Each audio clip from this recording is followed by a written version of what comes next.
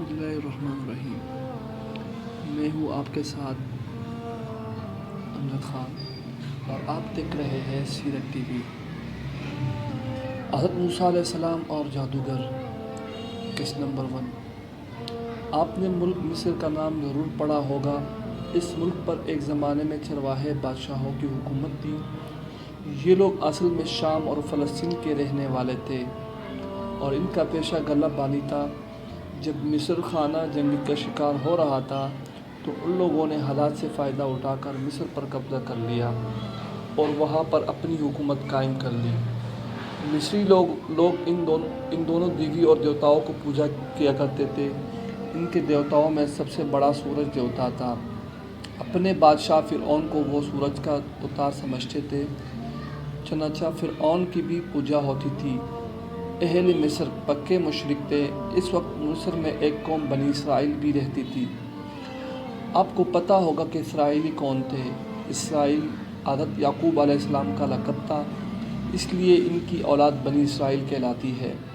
حضرت یعقوب فلسطین کنعان میں رہتے تھے۔ ان کے 7 بیٹے تھے، جن میں ایک حضرت یوسف علیہ السلام تھے، جن کو ان کے بھائی بڑے حسد کی نگاہ سے دیکھتے تھے۔ ایک بار وہ اپنے والد سے اجازت لے کر حضرت یوسف علیہ السلام کو شکار کے بہانے ساتھ لے گئے اور ان کو راستے میں ایک اندھے کنویں میں ڈال آئے، مگر جسے اللہ رکھے اس پر کوئی مصیبت نہیں آتی۔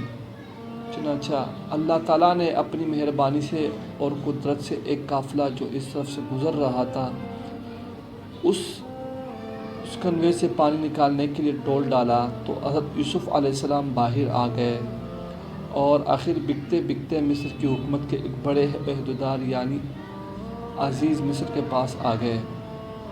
اس نے ان کو اپنے گھر میں بڑی عزت کے ساتھ رکھا، مگر عزیز مصر کی بیوی نے حضرت یوسف علیہ السلام پر ایک جھوٹی تہمت لگا کر ان کو قید خانے میں ڈلوا دیا، مگر قید خانے میں تمام لوگ اور قیدی ان کو بڑی عزت کی نگاہ سے دیکھتے تھے، کیونکہ وہ جانتے تھے کہ حضرت یوسف علیہ السلام نہایت شریف اور نیک انسان ہے۔ اس زمانے میں مصر کے بادشاہ نے ایک عجیب و غریب خواب دیکھا، مگر دربار میں کوئی بھی آدمی اس خواب کی تعبیر نہ بتا سکا۔ چنانچہ ایک قیدی جو ابھی رہا ہوا تھا، اس نے بتایا کہ قید خانے میں حضرت یوسف علیہ السلام نامی ایک نیک انسان خواب کی تعبیر بتا سکتے ہیں۔ چنانچہ عزیز مصر نے فوری طور پر ان کو جیل سے دربار میں بلایا اور ان کو اپنی خواب سنایا۔ حضرت یوسف علیہ السلام نے اس خواب کی تعبیر یہ بتائی کہ ملک میں لگاتار 7 برس تک قید رہے گا اور 7 برس ملک میں خوشحالی رہے گی۔ اس قید سے بچنے کے لیے انہوں نے بادشاہ کو تدبیر بھی بتائی۔ اس بات سے بادشاہ کے دل میں یہ بات بیٹھ گئی کہ پورے ملک میں حضرت یوسف علیہ السلام سے زیادہ عقل مند اور کوئی نہیں ہے۔ اسے یہ بھی معلوم ہو گیا کہ وہ بالکل بے قصور ہے اور انہیں ناحق ہی قید رکھا ہے۔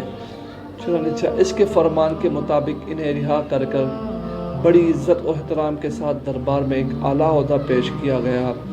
حضرت یوسف علیہ السلام کے اس انتظام کی بدولت قحط کے 7 سالوں میں بھی مصر میں گلے کی فراوانی رہی، بلکہ ہمسایہ ملکوں کو بھی سستے باغ غلہ فراہم کیا گیا۔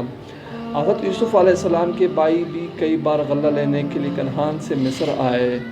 اس کے بعد حضرت یوسف علیہ السلام نے اپنے پورے خاندان کو مصر بلا لیا۔ ان دونوں مصر کا پایہ تخت مصر تھا۔ اس پایہ تخت کے کنڈر قاہرہ کے جنوب میں کوئی 14 میل کے فاصلے پر ابھی بھی پائے جاتے ہیں۔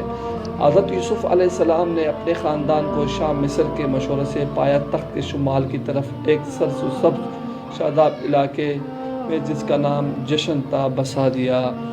آپ کو یہاں پر بتاتے چلے کہ اہل مصر پکے مشرک تھے، مگر بنی اسرائیل اس دین کے پیروکار تھے جو انہیں حضرت ابراہیم علیہ السلام سے ورثے میں ملا تھا۔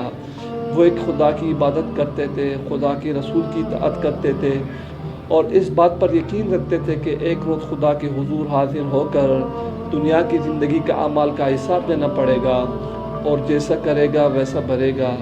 آپ دوسرے الفاظ میں یہ سمجھ لے کہ بنی اسرائیل گویا اس زمانے کے مسلمان تھے اور مصری کافر اور مشرک تھے۔